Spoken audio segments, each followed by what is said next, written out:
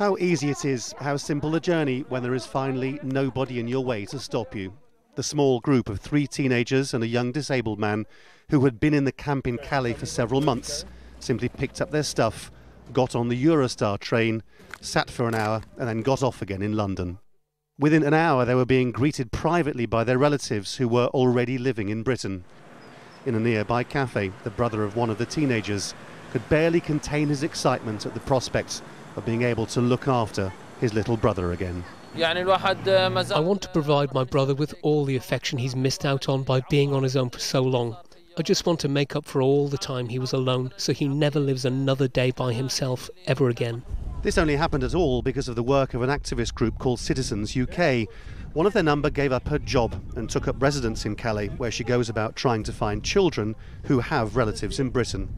We had met some of them over the new year. So far, she thinks, she has counted 200 in the camp. The children were eventually allowed to come because of a court ruling for Citizens UK and against the British government.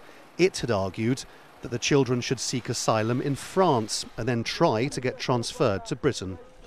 And since the government may continue to fight the ruling, it isn't clear exactly how many more children might be able to come.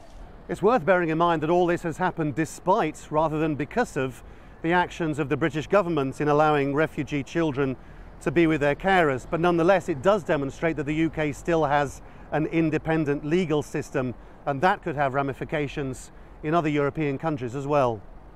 What, for instance, of the refugees in Denmark trying to be with families in Sweden who activists have been taking by boat to get around border controls? Civil rights campaigners in other countries may be able to use this ruling as well as a precedent. The knowledge that this is hopefully going to help a couple of hundred other children in Calais and Dunkirk and possibly many more across Europe if other countries can follow suit is a wonderful, wonderful development. We also know it's a big blow to people smugglers across Europe because, you know, the people they exploit are those who are most desperate, and those are families trying to reunite.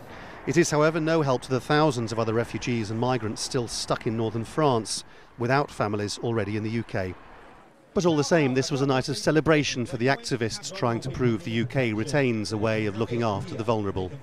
As for the Syrian children, they disappeared into the London night and a new life no longer surrounded by police with tear gas, but instead a warm bed and a roof over their heads, some love and finally some refuge.